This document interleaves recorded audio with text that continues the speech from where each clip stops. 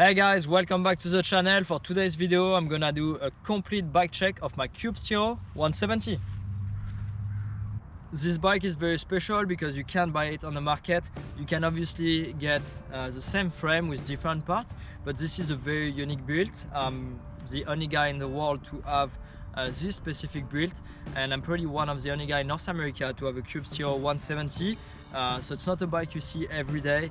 It's a super exotic build, and I'm excited to share with you all the different parts I put on it. So let's start by the frame. It's a Cube Zero 170, so that's a trail bike with 170mm of travel, 29 wheels. So that's a bit more than most trail bikes out there. And so that makes the bike super capable. You can go really fast on rough terrain. The geometry is like super dialed. It's not the longest bike on the market, but it's really stable and it stays super malleable. So I really enjoy it. And one of the things I really like is, despite being, you know, such a big travel trail bike, it's very easy to pedal up. There is quite a steep seat-tube angle, so that makes uphill easier. One thing I really like about that frame as well is that you can adjust a little bit the geometry. There is headset cup inside here where you can put plus or minus 0.6 degrees, so you can make the bike more or less slack. We'll see later, but I have a 180mm fork, so I actually put the headset cup on the steepest position, so that way I can keep a good position to pedal and my bike is not super slack. One other thing really interesting is that this bike has been developed to work with air shock or springs. So depending what you like, there is two positions, so that way you get the best performance out of your shock. So moving from the frame, the next step, very important obviously, are suspension. You've seen what I've been doing with this bike. I've done some like really fast riding, some really technical stuff, but also some really big jumps, and suspension play a huge part. I'm on DVO suspension, so I'm gonna give you a little tour and also give you some of the detailed settings of my suspension, forks and shock. So I'm about 65 kilo, which is I believe 145 pounds, and I run right now 70 psi. I can go much higher, but right now the riding in Squamish is pretty slippery. I haven't started doing any big jumps or any big line yet because of the COVID-19. So I'm riding a softer setup that I normally run, but 70 psi. Setting of low speed compression, which is basically your support, I'm between 2 and 3 clicks. High speed, I'm in the middle of the setting, so that's about 2 turns. I run my rebound a bit faster than normally because I ride a bit slower, so I want to keep a bike that's super fun to ride. And for the OTT settings, which is your sensitivity, I run it basically in the middle. I'll definitely close it to run the fork more sensible once I go up in air pressure a bit later in the summer. For the rear of the bike, I've chosen an air shock. I'm a big fan of air shock. It's lighter, but also, and most importantly, it's super easy to adjust. You can be super picky with your pressure, and also you can put volume spacer to make it more of a progressive. Right now I have 4 volume spacer, 170 psi, which is softer than what I normally ride, but that matches better the kind of riding. Rebound matches the front, so right now it's quite fast to get a bike a bit more poppy. And I got 200 psi on here, and yeah, that's about it. I'm a big fan of carbon wheels. I find them extremely reliable, and they also help me to carry some good speed when I push into corners. So I'm using the E13 LG1R, the enduro specific. They're extremely light, extremely reliable. I still haven't broken any. Yeah, I really enjoy them, so front and back obviously. And in terms of tires, so same, this year it's new, but I'm with E13, so this is the LG1 Air tire. That's a downhill casing on the back.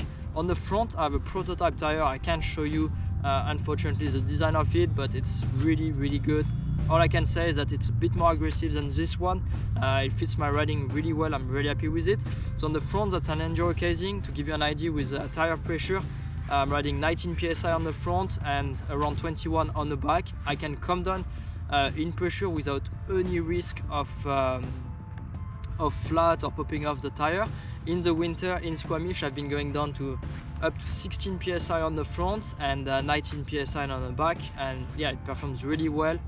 Obviously I'm using the Mopo compound, which is you know, the softest compound that E13 has, so it's super soft on the top, but the knobs at the bottom are using a stiffer compound to give you a better support, and so the knobs don't tear out, and yeah, the tire performs for longer, so super stoked on the setting. To finish up with E13 product, I also run the chain guide, so that TRS are on the front super easy, super reliable. You can just unclip the top guide as well, which makes bike maintenance easier. And on the bike I'm riding a 12-speed cassette 946, so that's a 511% range. I really enjoy it because of the 90s, so that allows me to have a smaller chainring on the front. And yeah, it's been a great product. If you want to purchase any of the E13 stuff, as a tires, wheel, cassette, chain guide, whatever you want, I have a special code. It's REMI15 and it works on the North American or the European website. REMI15. Now let's move on to the transmission, something super exotic. I'm riding the rotor hydraulic group set. So that's a 1x13 rear there. Obviously it also works with a 12-speed cassette, which is the setup I have. So yeah, it's really nice. It's a super light feel, and the hydraulic, it's basically feels like on a brake. So you got some power, very light feel, it's very reliable. Yeah, it's been great, super interesting working with those guys. I'm also riding the cranks from Rotor, so those are the Capic with a 30 teeth oval chainring, so that kind of feels like a 32. The advantage of the oval chainring is that gives you a more consistent power, which is gonna help you on technical and slippery uphills. And in order to complete the transmission, I'm riding the KMC 12-speed chain, so that's the SL model. This one is gold. I might put a silver one. Let me know in the comment below if I should run silver or gold chain. And this thing, if you wonder what is it, it's called the STFU. It's an invention from Chris Kovarik, and basically that's a chain dampening system, so the chain can't rattle against the frame, and that makes your bike extremely quiet. I have a special discount code for it. It's REMI15. So go on stfubike.com, there is a link in the description, and use the code REMI15. Moving on to the cockpit, this is new for me this year, one-up components. That's a carbon bar, 35mm rise, 748mm wide. That's what I cut it to, because obviously it comes in 800mm. I really enjoy the design of that bar because it provides a little bit of flex, which makes arm pumps and pain in your hands a little bit less, without making the cockpit unprecise when you ride. So it's been a really good product. I'm using a 35mm stem. They also provide a 50mm stem if you need. And there is an EDC cap. For seat post, same, it's from One Up. That's a 180mm seat post, and there is some shim stacks that come with the post, so you can make it shorter. I'm a smaller guy, I can't run a 180mm on this bike, otherwise the seat will be too low. So basically I've run it as a 160, and for me that's a super important point, and I'm really glad they do that. Before I had a 150mm post, which was a bit too small, so having that option and being able to customize the travel of the seat post for me was really a super important point. So yeah, I'm super stoked on it. The lever is super nice, it's really easy to reach, so yeah, it's been a super nice combo to have. For grips, I got the Ergon G1 Enduro. Those are size regular, they also have a slim size, and this is a brand new seat, that's the SM Enduro Comp. As you can see, it has a nice slick finish that you can now purchase. Before it was just for athletes, and now it's for everybody. So yeah, that's my really go-to.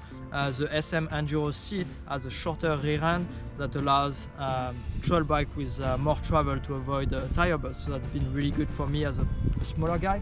For brakes, I'm trusting the Ace Dominion A4. They are a 4-piston brake. They deliver a ton of endurance, also a ton of power. And one thing I really like is that the modulation is absolutely incredible, and it offers a really light feel on the lever, which is really nice for long downhill and to not make as much effort on your forearms than you will do with some other brake. One thing that's really interesting with Ace is that when you buy a pair of Dominion A4, in the box you'll find 2 pairs of brake pads. Semi-metallic or sintered, and myself I prefer the sintered brake pads. I find them to have a little bit more bite. In terms of diameter for my disc, I'm running a 203 on the front and also a 203 on the back. I normally will run a 180, but for this bike I've chosen to get some extra endurance and some extra power, so the 203 has been really good. For pedals, I'm using the Time Special 12, so it's basically a bigger platform than the Special 8, and for me it's really important because that gives me more safety on bigger impacts for my ankle, and it's also easier to clip back when I take my foot out of the pedal. One thing that I really appreciate about the Time system is there is quite a lot of float, so it's basically stress-free for your knee, so it's really good if you have a ligaments issue. One thing also to notice is that there is an adjustment, so you can tight a little bit the spring tension.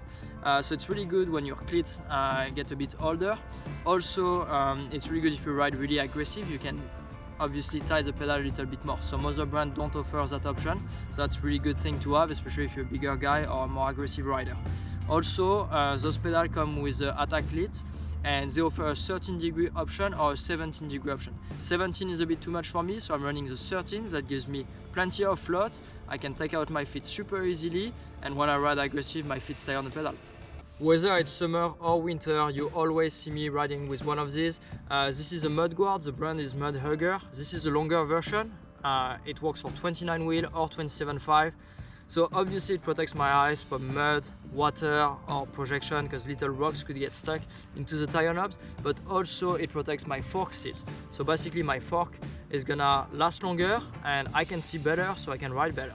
In case you're wondering, this is a Topic bottle cage, obviously camelback water bottle, and this is a Topic stand.